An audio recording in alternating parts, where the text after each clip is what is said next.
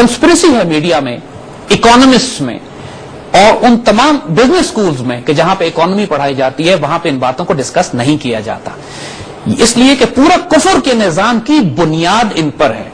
अगर आप इस इकोनॉमिक सिस्टम को समझ जाएं, जिसकी वजह से ये जंगें बर्पा हो रही हैं, जिसकी वजह से ये दुनिया को कौमों को गुलाम बनाते हैं, इसमें वर्ल्ड बैंक का रोल क्या है, IMF का रोल क्या है, UN का रोल क्या है, कहां ये गोल्ड करेंसी पेपर करेंसी में तब्दील होती है, और कहां ये किस तरीके से ये Zionist banking system, federal reserve और बैंक ऑफ इंग्लैंड और स्विस बैंकिंग किस तरह ये ऑपरेट करते हैं दुनिया में अपने कुफर के निजाम को कायम करने के लिए। और हमें इसमें कोई शुबा नहीं ये कहते हुए कि देखिए कि जिस मसीहा का ये लोग इंतजार कर रहे हैं यहूदी, मुसलमानों की जबान में उसका एक नाम है, मुसलमान उसको दज्जाल कहते हैं। हर नबी ने अपनी उम्मत को दज्जाल के फितने से डराया है। हुजूर सल्लल्लाहु अलैहि वसल्लम ने भी अपनी उम्मत को दज्जाल के फितने से डराया है।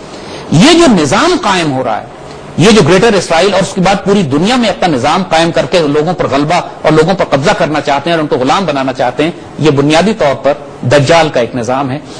हम ये सिर्फ गुस्से में या सिर्फ जज्बात में आके ये बात नहीं कर रहे, हम आपको साबित करेंगे इनके अपने ही बैंकिंग सिस्टम से कि किस तरह एंटी क्राइस्ट या दज्जाल या ये फिरौन का ये निजाम जो इन्होंने कायम किया है, ये इनके लिए कितनी बड़ी मजहबी अहमियत है इनकी नजर में कि इस निजाम को कायम करना। अब जो कुछ हम आगे बात करेंगे वो हैरानकुन भी है, खौफनाक भी है और टू बी ऑनेस्ट दहशतज़दा करने वाला भी है। लेकिन इतना नाकाबिल यकीन है कि पहला सवाल लोगों के जहनों में यह होगा कि आज ये बातें आप कर रहे हैं तो हमें किसी और सोर्सेस से ये बातें क्यों ना मालूम हुई। तो बहरहाल जो बात हमने कही कंस्पिरेसी ऑफ साइलेंस है, आज इंशाअल्लाह हम इस कंस्पिरेसी को तोड़ेंगे, बात खुल के करेंगे और ये पैगाम अगर हमारी कौम तक पहुंचता है, एक दफा डायग्नोसिस हो जाए प्रॉब्लम का, तो फिर हल भी दिया जा सकता है। ठीक है, इससे पहले बात करते हैं historical and Quranic concepts of currency and Riba. हमारे इस्लामी पॉइंट ऑफ व्यू से, उस नजरिए से क्या इसकी हैसियत है और किस तरह से इसकी प्रोग्रेशन होनी चाहिए? देखिए, बहुत खूबसूरत है ना आपका सवाल है। एक बात नोट कीजिएगा, हजारों साल से इंसान इस दुनिया में तहजीबें और सिविलाइजेशन और हुकूमतें बनाते चले आए हैं। मंगोलिया में चंगेज खान की हुकूमत से लेकर रोमन और पर्शियन एम्पायर्स भी रही हैं, खिलाफत उस्मानिया भी रही है, उसके बाद पूरी दुनिया में, स्पेन में भी हुकूमत मुसलमानों ने की, पूरी दुनिया में हजारों साल से इंसान हुकूमत करता चला आ रहा है। तहजीबें हैं, तजारतें होती हैं आपस में, कौमें एक दूसरे के साथ इंटरैक्ट करती आई हैं। जो आज तहजीबें और सिविलाइजेशन बनी हैं, इससे बड़ी बड़ी तहजीबें इंसान ने पहले बनाई हैं। उन तमाम की बेसिक इकोनॉमिक सिस्टम किस चीज पर बेस करता था? वो था गोल्ड और सिल्वर पे। The gold billion and the silver billion, जो बुनियाद थी इंसान की, सोने की अशरफी या दरम या दीनार, चाहे वो सोने की अशरफी या सोने का सिक्का चाइना में बना हो, सोना सोना है, दुनिया में हर जगह वो इस्तेमाल होता था, मोहर बेशक किसी और बादशाह की हो उस पर। ये बात कि इंसानों ने हमेशा इस गोल्ड स्टैंडर्ड्स को इस्तेमाल किया है, ये एक बुनियाद है जिसको समझने की जरूरत है। हम इसके बाद इंशाअल्लाह इसको एक्सप्लेन करेंगे। जी जैद साहब, वापस आते हैं तो फिर इसी टॉपिक को यहाँ से कंटिन्यू करते हैं। अभी आपने छोड़ा है गोल्ड एंड सिल्वर बिलियन पे, वापस आके इसी बारे में बात करेंगे। हम मिलते हैं ब्रेक के बाद।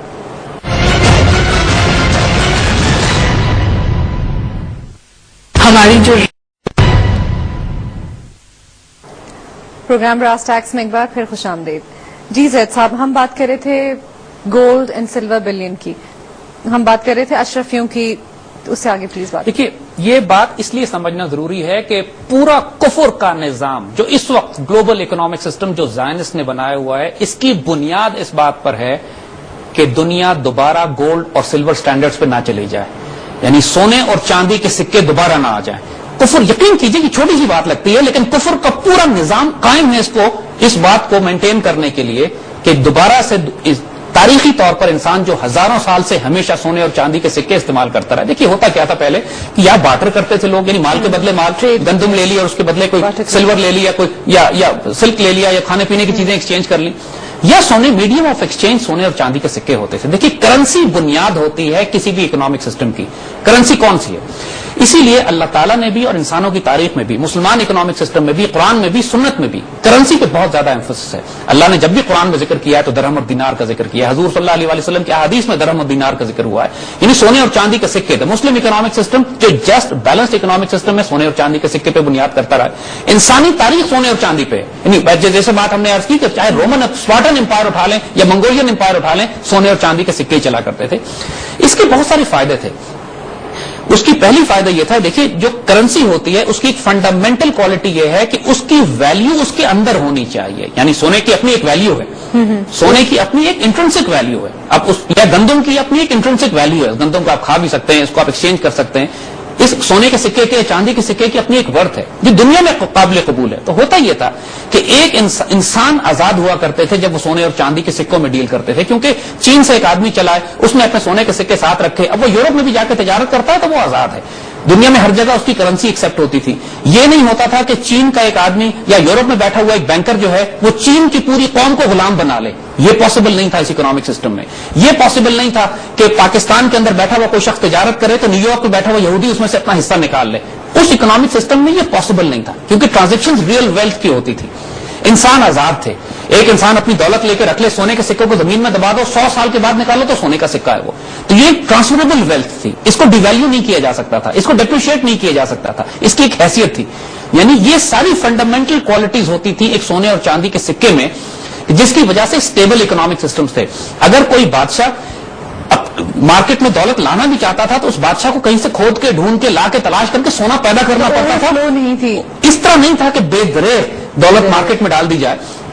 دشمن کا ملک اگر کوئی آپ کی کرنسی پیدا کرنا چاہتا تھا تو اس کو بھی سونے کے سکے ہی بنانے پڑتے تھے. یہ نہیں ہوتا تھا کہ وہ کوئی ردی کاغذ چھاپ کے کہیں سے لے آئے اور آپ کے بینک نوٹس کاپی کر لیں.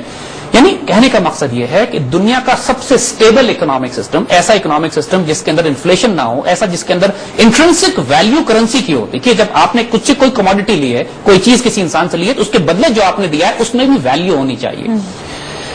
اسی لیے اللہ تعالیٰ نے قرآن میں تجارت کو حلال قرار دیا ہے، ربا کو حرام قرار دیا ہے. کیونکہ ربا اس زمانے سونے اور چاندی کے سکوں کے دور میں بھی ربا کا نظام یا سود کا نظام، ربا یا سود کا نظام چلا کرتا تھا. کس کو کہتے ہیں ربا؟ دیکھیے کہ مثال کے طور پہ ایک انسان کو آپ نے 100 روپے قرض دیا یا 100 اشرفی قرض دی اور جواب میں آپ نے اسے کہا کہ اوور پیریڈ آف ٹائم 120 یا 130 اشرفیاں تم سے واپس کریں. جس کو ہماری اردو میں سود کہتے ہیں، انٹرسٹ اس کو، یا اس کو عربی میں اس کے لیے ٹرم ربا ہے. قرآن نے لفظ ربا استعمال کیا. ظاہر سود فارسی کا لفظ ہے، ربا عربی کا ہے، ہمارے اردو میں سود استعمال ہوتا ہے، لیکن یہ انٹرمنگل ٹرم ہے، ایک ہی معنی ہے ان کا. تو ہم سود استعمال کریں گے یا ربا استعمال کریں، it means the same thing.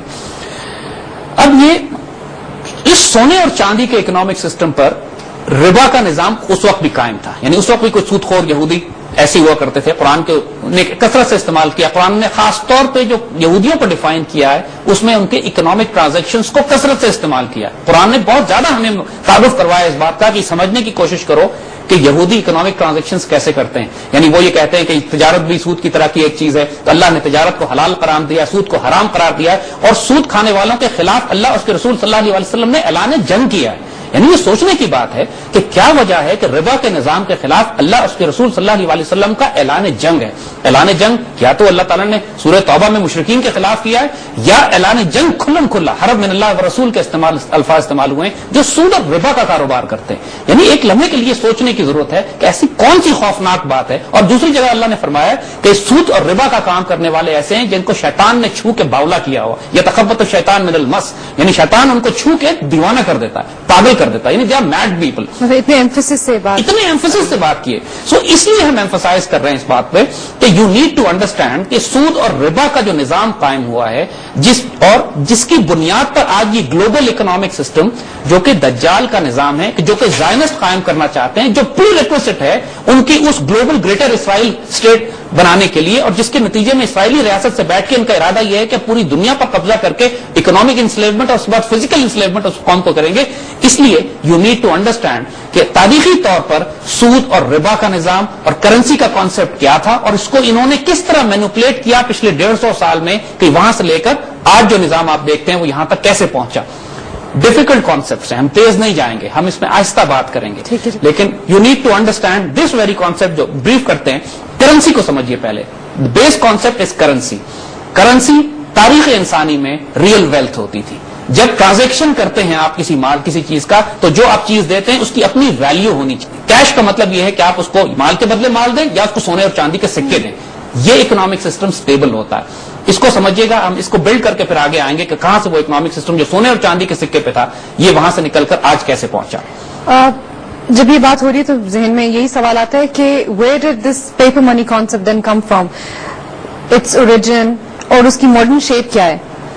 تو اس کے بارے میں ذرا تھوڑا سا ہمیں بتائیں. میں آپ کو پہلے جنرل کانسیپٹ دیتا ہوں اس سے پہلے کہ فزیکلی جو باتیں ہم کریں گے اس کی فزیکل مثالیں آپ کو اپنے آس پاس دیں گے. پہلے جنرل کانسیپٹ ایک سمجھ لیجیے. دیکھیے مثال کے طور پر ایک معاشرہ ہے جس کے اندر لوگ سونے اور چاندی کے سکے استعمال کرتے ہیں, جس طرح دنیا میں ہمیشہ ہوتا ہے. اس معاشرے میں ایک شخص نے اپنی دکان کھولی جس کو نام رکھا اس نے بینک, اور اس نے آ کے لوگوں سے یہ کہا کہ تم سونے اور چاندی کے سکے لے کے پھرتے ہو, تمہیں دقت ہوتی ہے, لوگ لوٹ لیتے ہیں, تکلیفیں ہوتی ہیں, تم ایسا کرو کہ سونے اپنا لا کر میرے پاس جمع کرا دو اور میں تمہیں اتنے سونوں کی رسید ایشو کر دیتا ہوں. یعنی 100 سیف ڈپازٹ, تم مجھے 100 اشرفیاں دو, میں تمہیں رسید دے دیتا ہوں 100 اشرفیوں کی. تم نے مجھے 50 اشرفیاں دو, میں تم کو رسید دے دیتا ہوں, تم آپس میں تجارت رسیدوں پہ کر لو. اور یہی ہونا شروع ہو گیا کہ جب لوگوں کو اطمینان ہو گیا کہ یہ بینک بنا ہوا ہے, اپنی اشرفیاں انہوں نے بینک میں جمع کرا دی, رسیدیں لے لی. اب ایک کانسیپٹ میں آپ کو بتاؤں, 100 اشرفیاں اگر بینک پہ رکھی ہیں, 100 رسیدیں مارکیٹ میں چل رہی ہیں تو بالکل ٹھیک ہے. جس آدمی کو ضرورت ہے وہ بینک کے پاس اپنی رسید لے کر آتا تھا, اپنی اشرفیاں لیتا تھا اور چلا جاتا تھا. آسانی ہے, یہاں تک تو بڑی آسانی ہے. پھر یہ ہوا کہ جس شخص نے بینک بنایا تھا اس نے یہ دیکھا کہ یہ لوگ جو ہیں یہ آپس میں اتنے خوش ہیں رسیدوں سے کام کرنے میں کہ کوئی آتا نہیں ہے سونا لینے کے لیے میرے پاس. تو چونکہ اس کے پاس اختیار تھا رسید ایشو کرنے کا, تو سونا اس کے پاس 100 روپے کا تھا, رسیدیں اس نے 1000 روپے کی ایشو کرنا شروع کر دی. اب یہ جو 900 روپے کی فالتو رسیدیں اس نے ایشو کی ہیں کہ جعلی رسیدیں ہیں. اگر اس کو ذہن میں رکھیے گا ذرا, یہاں پہ بینکنگ سسٹم شروع ہو رہا ہے. Try to understand this. اگر 100 روپے کا سونا اس کے بدلے 100 روپے کی رسید ہے تو وہ رسید تو ٹھیک ہے کیونکہ اس کے پیچھے سونا موجود ہے. جب اس نے یہ دیکھا کہ کوئی آدمی سونا لینے نہیں آ رہا ہے اور رسید جاری کرنے کا اختیار بھی اس کے پاس ہے, تو اس شخص نے جعلی طریقے پہ فراڈ کر کے 900 روپے کی فالتو رسیدیں جاری کر کے مارکیٹ میں چھوڑ دی. لوگوں کو تو نہیں پتا کہ اس کے پیچھے سونا موجود ہے یا نہیں ہے, لوگ ان رسیدوں کو استعمال کرنے لگے. تیسرا سٹیپ اس نے کیا کیا, اس نے یہ دیکھا کہ چونکہ رسیدیں ہی مارکیٹ میں چل رہی ہیں, اس نے یہ سونا لیا اور غائب کر دیا. اب جو رسیدیں ہیں 1000 روپے کی جو رسید مارکیٹ میں چل رہی ہے وہ تمام جعلی رسیدیں ہیں کیونکہ ان کے پیچھے جو سونا ہے وہ غائب ہو چکا ہے. سید صاحب بہت انٹرسٹنگ کانسیپٹ بیان کریں آپ, لیکن وقت ہو ایک بریک کا. ہم ابھی حاضر ہوتے ہیں بریک کے بعد. کانسیپٹ آپ بیان کرے تھے, we were on the third stage of that. جی اب دیکھیے جو بات ہم نے پچھلے سیگمنٹ میں کہی کہ بنیادی طور پر اگر ان رسیدوں کے پیچھے سے سونا غائب کر دیا جائے تو وہ رسیدیں اب جعلی رسید ہے, فیک رسید سے, کیونکہ پیچھے سونا نہیں ہے اور لوگوں کو پتا نہیں ہے. لوگ اس لیے استعمال کر رہے ہیں ان رسیدوں کو آپس میں کہ جو چیزیں خریدنی ہوتی ہیں وہ رسید دیتے تھے اس ایزمپشن پہ کہ اس کے پیچھے سونا موجود ہے, لیکن ان کو یہ نہیں معلوم کہ جو سود خور بینکر بیٹھا ہوا تھا وہ سونا لے کر غائب ہو چکا. جس دن لوگوں کو پتا چل گیا اس دن وہ بھاگیں گے اپنے پیسے لینے کے لیے. جو اشرفیاں رکھوائی تھی انہوں نے, اشرفیاں وہاں ہوں گی نہیں, نتیجتاً پورا سسٹم کولیپس کر جائے گا. یہ کہانی نہیں ہے. 15ویں صدی میں, 16ویں صدی میں, 17ویں صدی میں, 18ویں صدی میں پورے یورپ میں کثرت سے یہودی سودخور یہی طریقہ اختیار کرتے ہیں. میں آپ سے یہ پوچھنے لگی تھی کہ یہ پورا سینیریو جو آپ نے ڈیولپ کیا یہ ہائپوتھیٹیکل ہے یا ہسٹوریکل ہے؟ یہ ریئل ہے. ہوتا یہ تھا کہ پورے یورپ میں یہودی سودخور جگہ جگہ جا کے اپنی دکانیں لگاتے تھے اور لوگوں اور وہ ایشو کرتے تھے رسیدیں اور لوگوں سے کہتے تھے سونا ہمارے پاس رکھوا دو. آپ نوٹ کریں کہ اسی زمانے میں انشورنس شروع کی انہوں نے, اسی زمانے میں انہوں نے یہ بینکنگ سسٹم شروع کیا جو بیسک تھا. ایک آدمی بڑا ٹریڈر بزنس مین آتا تھا, لوگوں سے کہتا تھا سونا میرے پاس رکھو رسید لے جاؤ, اور لوگ رسیدوں میں کاروبار کرتے تھے. اس کی بڑی لمبی تاریخ ہے جو 15ویں, 16ویں, 17ویں, 18ویں صدی سے وہ تمام جو کہ امپیریل ایج ان کی بنتی ہے, کولونیل ایریا جو ہے اس کے اندر ہی کثرت سے یہ چیزیں استعمال ہوتی تھی. اور ہوتا یہ تھا کہ ہر تھوڑے عرصے کے بعد ایک بینک کولیپس کرتا تھا. بینک کولیپس کرنے کا مطلب یہ ہے کہ وہ شخص سونا لے کے غائب ہو جاتا تھا, ڈیفالٹ کرتا تھا, اور لوگ رسیدیں جن کی رسیدیں ہوتی تھی, جنہوں نے اپنے اکاؤنٹ رکھوائے ہوتے تھے, وہ پاگل ہو جاتے تھے, بینکرپسی ہوتی تھی, دوائی مر جاتی تھی. یہ کانسیپٹ آغاز تھا ماڈرن بینکنگ کا. ہم کیس اسٹڈی لیں گے صرف امریکہ کی, کیونکہ امریکن کیس اسٹڈی اس لیے کہ US ڈالر اور فیڈرل ریزرو کی طرف آئیں گے. دنیا کی سب سے بڑی کرنسی اس وقت چونکہ ڈالر ہے, لہذا صرف ایک مثال سے آپ کو پوری دنیا کا نظام سمجھ میں آ جائے گا.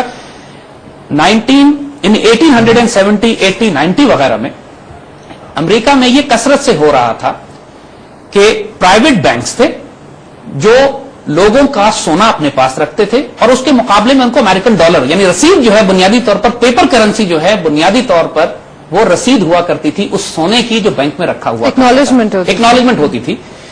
بینک نوٹ یہاں سے نکلنا شروع ہوئے جس کو بینک نوٹ کہتے ہیں. نوٹ بینک جاری کرتا ہے, یعنی اس امریکہ میں چھوٹے چھوٹے کئی بینک تھے جو انہوں نے کام کرنا شروع کیا. کہ جس طرح ہم نے آپ کو بات بتائی کہ امریکہ میں جب امریکہ بنا تقریباً 150-200 سال پہلے, اس وقت سونے اور چاندی کے سکے وہاں چلا کرتے تھے. امریکہ میں بھی یعنی برٹش امپائر سونے اور چاندی کے سکے استعمال کرتا تھا. برٹش اسٹرلنگ پاؤنڈ ایک سکہ ہوا کرتا تھا, گولڈ کوائن, بڑا اس کا ویلیو ہوا کرتی تھی. اور ساتھ ساتھ بینک آف انگلینڈ نے بھی یہی کیا جو امریکن بینکوں نے کیا کہ انہوں نے اسٹرلنگ پاؤنڈ کا نوٹ بھی نکالا, یعنی اور لیکن they were as good as each other, اس لیے کہ آپ نوٹ استعمال کریں یا سونے کا سکہ استعمال کریں, انٹرچینجبل سے پرابلم کوئی نہیں تھی, بینک ایکسچینج کرتا تھا. یہ گولڈ بیکڈ کرنسی تھی, یعنی اس کو کہتے ہیں اکنامک سسٹم جو گولڈ بیکڈ ہے, جس کی بنیاد پر سونا موجود ہے. 19ویں صدی میں پورے امریکہ میں سونے کا نظام تھا, کرنسی سونے کی ہوا کرتی تھی. کئی بینک امریکہ میں اس طرح کے بنے کہ جنہوں نے لوگوں سے پیسے لیے, لوگوں سے سونا لیا, رسیدیں ایشو کی, اور رسیدیں بینک ایشو کرتا تھا, دوسرے لفظوں میں رسیدیں چھاپا کرتے تھے, نوٹ چھاپتے تھے, نوٹ چھاپ کے دیتے تھے لوگوں کو, اور لوگ اپنے پاس لا کے ان کو پیسے رکھواتے تھے. پھر وہی سلسلہ شروع کر دیا جو کہ ہم نے پہلی مثال میں آپ کو دی تھی کہ انہوں نے دیکھا کہ جب سونا 100 روپے کا ہمارے پاس رکھا ہوا ہے تو یہ رسیدیں 1000 روپے کی نکال دیا کرتے تھے, کیونکہ دیکھتے تھے معلوم کسی کو ہوتا نہیں تھا. پھر اچانک کسی کو خیال آتا تھا, کسی آدمی کو, کہ یار جو رسیدیں ان کے پاس ہیں, آؤ اپنے پیسے سونا لینے چلتے ہیں, اور اگر 800 آدمی اپنا سونا لینے پہنچ جائیں تو سونا تو وہاں 100 کا رکھا ہوا, رسیدیں 1000 کی ہیں. نتیجہ یہ ہوتا تھا بینک کولیپس ہو جاتا تھا. اس کو انگریزی میں ایک اصطلاح ہے رن آن دا بینکس, جسے آج بھی اصطلاح استعمال ہوتی ہے. ابھی 2 مہینے پہلے انگلینڈ میں ایک بینک کولیپس ہوا ہے ناردرن راک کا, ایگزیکٹلی اس کے ساتھ بھی یہی ہوا ہے کہ لوگ اپنے پیسے لینے گئے, وہاں پیسے ہی نہیں تھے. نتیجہ یہ ہوا کہ بینک کولیپس کر گیا. یہ سلسلہ جو 200 سال پہلے شروع ہوا تھا آج بھی جاری ہے. ناردرن راک 2 مہینے پہلے کولیپس ہوا ہے. اس پروسیس کانسیپٹ یہی ہے کہ بینک اپنے سونے سے زیادہ رسیدیں ایشو کرتے تھے.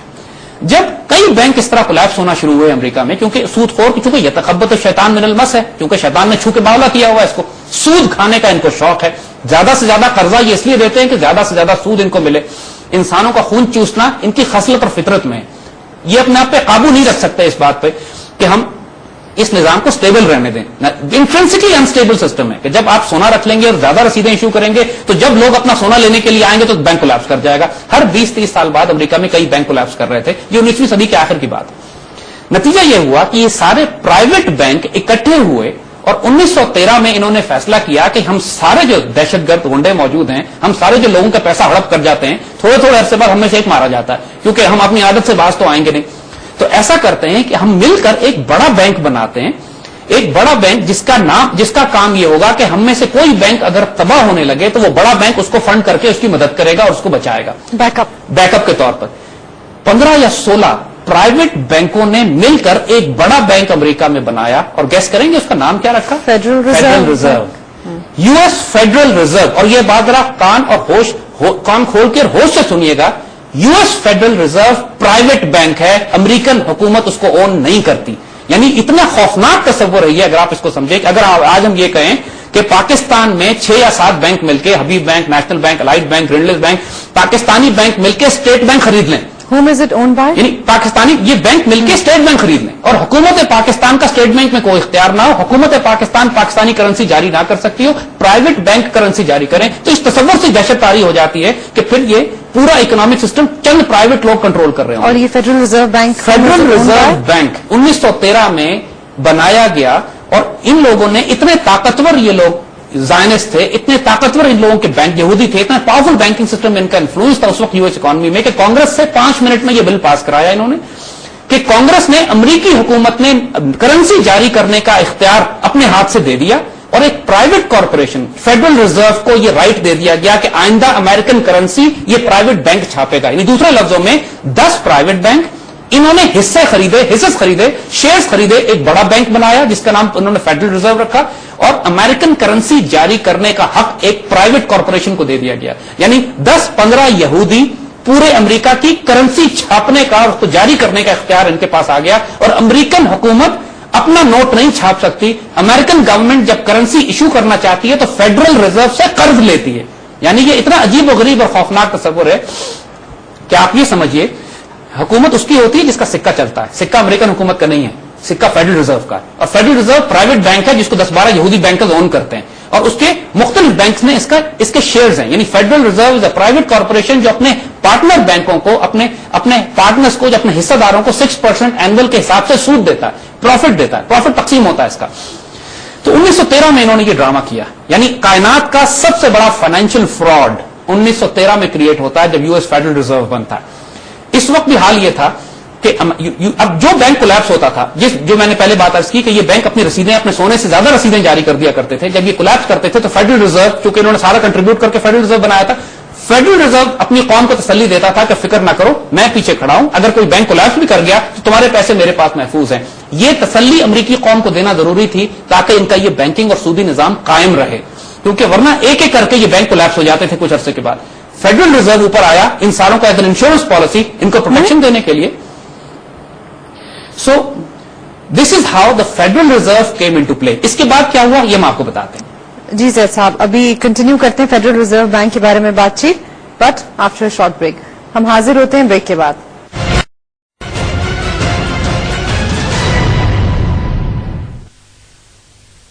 Welcome back once again after the break. جی زید صاحب، federal reserve bank and you were telling us how it's privately owned. دیکھیے ہم ایک بات بڑی انٹرسٹنگ ہے یہاں پہ کہ فیڈرل ریزرو تو بنایا پرائیویٹ یہودیوں نے. یہ ہیں کون لوگ؟ یہ کون لوگ ہیں جن میں اتنی طاقت ہے کہ انہوں نے امریکن گورنمنٹ سے وہ حق چھین لیا کہ امریکن گورنمنٹ اپنی کرنسی جاری نہیں کر سکتی، اور امریکی حکومت کو جب $1 بھی چاہیے ہوتا ہے تو وہ قرض لیتی ہے پرائیویٹ یہودی بینکروں سے. اور صرف وہ یہودی نہیں ہیں، ان میں نیوکونس، زائنسٹ بھی ہیں. یہ وہ یہودی، وہ عیسائی یا وہ لوگ کہ جو یہودی تو نہیں ہیں لیکن یہودیوں کے ایجنڈے پہ ہیں. ان کے لیے ایک نام ہے، یہ وہ لوگ کہ جنہوں نے اس پوری یو ایس بینکنگ سسٹم اور کارپوریشن کو بنایا اور پوری دنیا میں ان کا نظام پھیلا ہوا ہے، ان کو فری میسنز کہتے ہیں. فری میسن سوسائٹی ایک، اگر آپ ڈکشنری اٹھا کے دیکھیے تو اس میں بھی لکھا ہوا ہے کہ it's a brotherhood of secret society. I'm sure a lot of people are familiar with the name. Freemasons. لیکن لوگوں کو یہ نہیں معلوم ہے کہ امریکن بینکنگ سسٹم پر فری میسنز کا انفلوئنس کتنا ہے. فری میسنز آج کل کے سیاسی زائنس سے پہلے ایک وہ گروپ تھا جس نے راہ ہموار کرنے کے لیے کئی 100 سال کام کیا ہے. ان کی بنیاد کروسیڈ سے شروع ہوتی ہے، یعنی صلیبی جنگوں میں جو ٹیمپلر اور ہاسپٹلر نائٹس ہیں وہ بنیادی طور پر فری میسنز تھے. زائنس تھے، عیسائی نہیں تھے، عیسائی بنے ہوئے تھے کیونکہ بعد میں چرچ نے ان کو مار مار کے ختم کیا جب ان کے اصل عقائد سامنے آئے. ان کی سیکرٹ سوسائٹی تھی، ریچولز ہوتے ہیں، اس پر ہم آگے پوری تفصیل سے بات کریں گے. لیکن فی الحال کانسیپٹ دینے کے لیے آپ کو یہ بتا رہے ہیں اور اس کی مثال ہم آپ کو دیتے ہیں کہ ہم یہ بات ہوا میں نہیں کر رہے ہیں. I'll give you an example right now. آپ امریکن $1 بل اٹھا کے دیکھیے، US $1 بل آپ اٹھائیے اور اس کو الٹا کر کے دیکھیے کہ اس کی بیک پہ تصویر کیا بنی ہوئی ہے. یہ ایک مہر بنی ہوئی ہے جس کو سیل آف یونائٹڈ اسٹیٹس کہتے ہیں. میں آپ سے ایک سوال کرتا ہوں، دنیا کی جس ملک کی آپ کرنسی اٹھا لیجئے، پاکستان کی کرنسی اٹھائیے، اس پر جو تصویریں بنی ہوتی ہیں ان کا تعلق پاکستان سے ہوتا ہے. انڈیجنس اپنے ملک کی تصویریں، سعودی عرب کی کرنسی اٹھائیے، افغانستان کی اٹھائیے، ایران کی اٹھائیے، اس پہ اپنے ملک کی کرنسی کی تصویریں چھاپتے ہیں. وہ امریکہ کا $1 نوٹ دنیا کی واحد کرنسی ہے جس پر احرام مصر بنا ہوا ہے، اور اس احرام مصر کے اوپر ایک عجیب و غریب آنکھ بنی ہوئی ہے. ذرا اس بات کو نوٹ کیجیے کہ احرام مصر کا امریکن ڈالر سے کیا تعلق واسطہ ہے. ایک بات یاد رکھیے گا، جو بات ہم نے پہلے کہی تھی آپ سے، کہ یہ فری میسنز اور زائنسٹ ایک انتہائی شدید مذہبی عقیدہ ہے جس کی بنیاد یہودیت پہ ہے. ان کے آئیڈیل موسیٰ علیہ السلام نہیں ہیں، ان کے آئیڈیل فرعون ہیں. ان کا اسی لیے امریکن ڈالر پہ فرعون کی قبر بنی ہوئی ہے، اور اگر آپ اٹھا کے دیکھیے تو اس کے اوپر ایک آنکھ بنی ہے جسے ہم مسلمان دجال کی آنکھ کہتے ہیں. یہ کہانیاں نہیں ہیں جو ہم آپ کو سنا رہے ہیں. امریکن $1 بل اٹھائیے اور دیکھیے اس پہ کیا بنا ہوا ہے. مختلف لوگ اس کو مختلف انٹرپریٹ کرتے ہیں. اس میں کوئی ڈاؤٹ نہیں ہے، یہ بات اب بالکل اوپن ہو چکی ہے. انٹرنیٹ پہ جائیے اور US سیل کو تلاش کیجیے اور لکھیے اس کے اوپر کہ یہ کیا ہے. یہ کمپلیٹ فری میسونک سیل ہے، اس میں کوئی ڈاؤٹ نہیں ہے. اب سوال یہ ہے کہ ایک سیکرٹ امریکن، ایک سوسائٹی جو دنیا میں پھیلی ہوئی ہے، اس کی سیل امریکن ڈالر نوٹ پہ کیا کر رہی ہے. سوال یہ ہے، دا کوشچن از کہ اگر پاکستان کے ایک پرائیویٹ چھوٹے سے خاندان کی سیل اگر پاکستان کے کرنسی نوٹ پہ ہو تو آپ کو پریشان ہونا چاہیے کہ یہ اس خاندان میں اتنی طاقت کیوں ہے کہ پاکستان کے کرنسی نوٹ پہ اس کی سیل بنی ہوئی ہے. یہ چھوٹی بات نہیں ہے، اس کو سمجھنے کی کوشش کیجیے. پورا US اکنامک سسٹم جو سود اور ربا اور بینکنگ سسٹم اور US ڈالر کے اوپر بیس کرتا ہے، اس کو بنانے والے، قائم رکھنے والے، چلانے والے فری میسنز ہیں. یہ وہ لوگ ہیں جو سیکرٹ سوسائٹی ہے، جو اون کرتی ہے تمام امریکن بڑے بڑے سربراہ، اور جنہوں نے امریکہ بنایا تھا، جارج واشنگٹن سے لے کے بعد میں آنے والے، یہ سب فری میسنز تھے. ابراہم لنکن فری میسن نہیں تھا، اس نے ان کا نظام توڑنے کی کوشش کی تھی، اس کو قتل کرایا انہوں نے. وہ ساری تفصیلات ہمارے سبجیکٹ سے ہمیں ہٹائیں گی، لیکن ہم بات یہ کہنے کی کوشش کر رہے ہیں کہ یہ اتنی پاورفل سوسائٹی تھی کہ ان فری میسنز نے، ان بینکرز نے مل کر، اپنے چھوٹے چھوٹے بینکوں نے مل کر ایک بڑا فیڈرل ریزرو بینک بنایا, اور یہ اتنے طاقتور تھے یو ایس کانگریس میں, کیونکہ اس میں بھی فری میسنز شامل تھے, اتنے طاقتور تھے کہ انہوں نے قانون پاس کرا کے یو ایس کارپوریشن کو, اپنی فیڈرل ریزرو کو ایک پرائیویٹ کارپوریشن کے طور پر وہ حق چھین لیا امریکن حکومت سے کہ اپنی کرنسی چھاپ سکے. اب دیکھیں تماشا انہوں نے کیا کیا. 1913 میں تو انہوں نے یہ بنایا, 1933 میں انہوں نے اپنا پہلا ایکسپیریمنٹ کیا. پہلا ایکسپیریمنٹ انہوں نے یہ کیا کہ انہوں نے پوری امریکن قوم میں قانون پاس کر دیا کہ امریکن قوم اب سونے کے سکے, سونے اور چاندی کے ڈالرز نہیں استعمال کر سکتی, اور جو استعمال کرے گا اس کو $10,000 جرمانہ اور کئی سال جیل. لہذا پوری امریکن قوم اپنے سونے کے سکے لا کے فیڈرل ریزرو میں جمع کرائے, اور اس کے بدلے اس کو رسیدیں ایشو کی جائیں گی, یعنی اس کو American note, currency note issue کیا جائے گا. Was this in 1933? اور ایگزیکٹلی اسی وقت بینک آف انگلینڈ نے بھی یہی کیا. بینک آف انگلینڈ نے بھی یہی کیا, انگلینڈ میں سارے اپنے سائملٹینیس, کیونکہ ملے وہ سسٹم ایک ہی ہے نظام, ان کو پوری دنیا میں اپنا ایک بہت بڑا نظام قائم کرنا تھا. اس کی تیاری ایکسپیریمنٹ کے طور پہ انہوں نے 1933 میں امریکہ سے شروع کی. پہلی دفعہ تاریخ انسانی میں ایک موو کیا گیا, دنیا کا سب سے بڑا فائنینشیل فراڈ, کہ جناب آپ سارا سونا ہمیں لا کے دے دیجئے, ہم اس کے بدلے رسیدیں ایشو کریں گے آپ کو. پہلے چھوٹے چھوٹے بینک کی حرکتیں کرتے تھے, اب پورے امریکہ کے لیول پر فیڈرل ریزرو نے یہ حرکت کی کہ وہ سارے بینک ملے ہوئے تھے اس کے ساتھ. 1933 میں $20 این آؤنس سونے کی قیمت تھی, یعنی ایک سکہ سونے کا جو $20 کا تھا, اس کی قیمت انہوں نے $20 این آؤنس کے مقابلے پہ اس کی قیمت تھی. تو فیڈرل ریزرو نے لوگوں سے سونا خریدنا شروع کیا $20 این آؤنس کے اوپر. تو پوری امریکن قوم نے اپنا سونا حکومت کو بیچ دیا, اور اس کے بدلے $20 این آؤنس کے لحاظ سے انہوں نے کرنسی نوٹس لے لیے. اچھا, تھوڑے عرصے کے بعد ہی ایک تماشا کیا امریکن حکومت نے. امریکن حکومت نے کہا جی اب ہم دوبارہ آپ کو اجازت دیتے ہیں کہ آپ سونے کے سکے استعمال کریں, اور اب ہم آپ کو وہی سونے کا سکہ $35 کا بیچیں گے, زیادہ میں بیچ. یعنی دوسرے لفظوں میں ایک سال کے اندر امریکن کرنسی 41% ڈی ویلیو کر دی گئی. یعنی وہی لوگ اپنے جب $20 کا نوٹ لے کر بینک میں آئے ہیں, تو بینک نے ان کو $20 کا سونے کا سکہ دینے کے بجائے آدھا سکہ ان کو دیا, یعنی آدھا سونا لوگوں کا وہی غائب ہو گیا. اپریشیٹ کر گیا. یہ بات سمجھنا اس لیے ضروری ہے کہ یہ ایکسپیریمنٹ کر کے دیکھا انہوں نے پہلے کہ کیا قوم, اگر ایک نظام کے تحت ہم پوری قوم کو بیوقوف بنائیں تو قوم بیوقوف بنتی ہے, امریکن بیوقوف بنے. ان کو حوصلہ ہوا کہ ہاں یہ نظام چلایا جا سکتا ہے. دوسرا انہوں نے یہ دیکھا کہ پیپر کرنسی کو جب ہم اپنی مرضی سے ڈی ویلیو کرتے ہیں, یعنی کوئی قاعدہ نہیں تھا جس کے تحت پیپر کرنسی کو انہوں نے ڈی ویلیو کیا. یعنی جب ایک طرف کہا کہ $20 کا اونس ہے, تھوڑے دن بعد کہتے ہیں $35 کا اونس ہے. بھائی کس قاعدے کے تحت, کس قانون کے تحت؟ نہ کسی نے پوچھا, نہ کسی نے چیلنج کیا. حکومت کی سختی تھی, حکومت کی ایک اتھارٹی تھی. اب امریکن عوام بیوقوف بنے اس کے اوپر, اور ایک سال کے بعد دنیا میں یہ انہوں نے امریکہ میں انہوں نے طے کر دیا کہ امریکن ڈالر $35 این آؤنس کے اوپر امریکن کرنسی کو انہوں نے سٹیبل کر دیا. یہ دوسری جنگ عظیم سے پہلے کا وقت ہے. دوسری جنگ عظیم کا اس سارے کھیل میں بہت بڑا رول آتا ہے, اس کو ہم تھوڑی دیر بعد ڈسکس کریں گے. لیکن اس کو سمجھ لیجئے یہاں پر کہ جو ماڈرن بینکنگ سسٹم کی ابتدا ہے, کہ جو ہزاروں سال سے انسان سونے اور چاندی کے سکوں میں ڈیل کر رہا تھا, 1913 میں انہوں نے فیڈرل ریزرو بنایا, اور 1933 میں وہ ایکسپیریمنٹ کیا جس کے تحت انہوں نے لوگوں سے سونا لے کر ان کو کاغذ ایشو کرنا شروع کیا. جیسا بریک سے واپسی پر ہم ڈسکس کریں گے سیکنڈ ورلڈ وار اور اس کے ایونٹس. وقت ہوا ایک بریک کا, ہم ابھی حاضر ہوتے ہیں بریک کے بعد. بریک کے بعد پھر خوش آمدید. زید صاحب, سیکنڈ ورلڈ وار اور کس طرح گولڈ انفلکس واپس آیا یو ایس میں؟ دیکھیے, جو بات ہم نے آپ کو کہی تھی کہ یہ نظام امریکہ میں انہوں نے 19ویں صدی کے آخر سے شروع کیا تیار کرنا.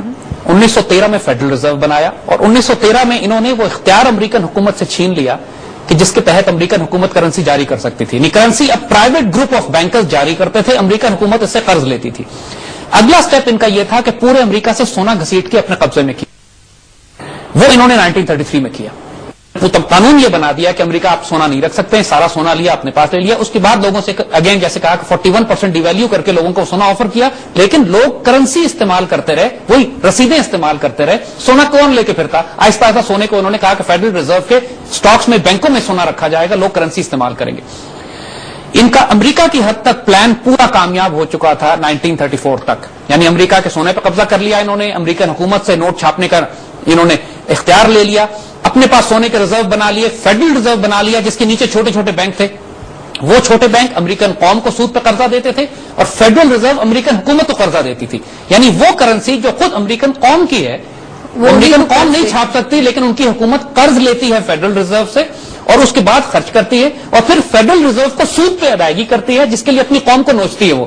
یعنی کمال دیکھیں اس اتنے بڑے فراڈ کا، دنیا میں اس سے بڑا فراڈ نہیں بنا آج تک کہ جو فیڈرل ریزرو اور امریکن حکومت اور امریکن گورنمنٹ اور امریکن عوام کے درمیان انہوں نے یہ نظام قائم کیا ہے۔ 1913 میں اس کا آغاز ہوا، 1933 تک امریکن قوم ختم ہو چکی تھی، پوری امریکن قوم پر فیڈرل ریزرو قبضہ کر چکا تھا، جو کہ چند فری میسونک یہودی زائنسٹ بینکرز ہیں جو کنٹرول کرتے ہیں۔ ان لوگوں نے پھر پلان کیا کہ ہمیں پوری دنیا سے سونا گھسیٹنا ہے، اور اس کام کے لیے جنگیں بڑی کام آتی ہیں۔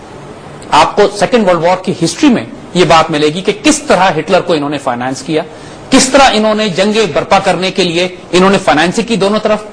یہ تاریخ بہت لمبی طویل ہسٹری ہو جائے گی، ہم صرف شارٹ بات کرتے ہیں کہ آپ یہ نوٹ کریں اگر ایک بات کہ دنیا میں صرف 2 جگہیں ہیں جہاں پہ سونے کے ذخائر پڑے ہوئے تھے، لیکن یورپ میں بھی اور امریکہ میں بھی، لیکن وہاں جنگیں نہیں ہوئی، ایک سوئٹزرلینڈ میں اور ایک امریکہ میں۔ یعنی ساری دنیا، یورپ کا سونا جواہرات جنگیں پورے یورپ میں آگ لگی ہوئی تھی، لیکن جرمنی سے لے کر تمام مخالفین تک جو آپس میں لڑ رہے تھے، سوئٹزرلینڈ میں ایک جنگ نہیں ہوئی۔ سوئٹزرلینڈ کے بینکر سونے کے ذخائر جمع کر رہے تھے، حالانکہ جس ملک میں دولت ہو اور اس کے آس پاس جنگ ہو رہی ہو، سب سے پہلے تو وہاں حملہ کرنا چاہیے، لیکن کسی نے وہاں حملہ نہیں کیا۔ ریزن بینگ کہ وہ فائنینسیئرز تھے، وہ ہر طرف پیسہ رکھ بھی رہے تھے، لوگ ان کے پاس جمع بھی کروا رہے تھے اپنی جنگ سے گھبرا کر۔ اور امریکہ کے بینکرز نے یہ کیا کہ جو پوری وار ایفرٹ تھی اس کو فائنانس کیا امریکنز نے، پوری یورپین وار ایفرٹ کو، اور یورپ کے ہر ملک سے جو پیمنٹ لی ہے انہوں نے وہ کرنسی میں نہیں لی، سونے میں لی۔ یعنی نتیجہ یہ ہوا سیکنڈ ورلڈ وار کا جو فائدہ یہودیوں کو ہوا ہے وہ ناقابل بیان ہے۔ پہلے تو انہوں نے 60 لاکھ یہودیوں کی کہانی بنائی، جس کی وجہ سے انہوں نے دنیا میں اتنا پروپیگنڈا کیا کہ لوگوں کی ہمدردیاں ان کے ساتھ ہوئی، اور انہوں نے اسرائیلی ریاست کے قیام کرنے کے لیے بنیاد بنائی۔ دوسرا، انہوں نے پورے یورپ کو تباہ کر دیا کہ جس کو کنسٹرکشن کرنے کے لیے پیسہ اور فنڈنگ فیڈرل ریزرو نے کرنی تھی، یعنی جتنا فیڈرل ریزرو قرضہ دیتا یورپ کے ممالک کو اتنا ہی فیڈرل ریزرو کو سود ملتا، اور جو پوری دنیا اور خاص طور پر یورپ کے مالدار ملکوں کی دولت تھی اور سونا تھا، وہ تمام کا تمام اس قرضے کی ادائیگی اور قیمتوں کے جواب میں وہ سارا سونا امریکہ پہنچنا شروع ہو گیا۔ سیکنڈ ورلڈ وار کے آخر تک حال یہ تھا کہ دنیا کے 80% سونے کے ذخائر دنیا سے نوچ نوچ کے امریکن فیڈرل ریزرو میں پہنچ چکے تھے۔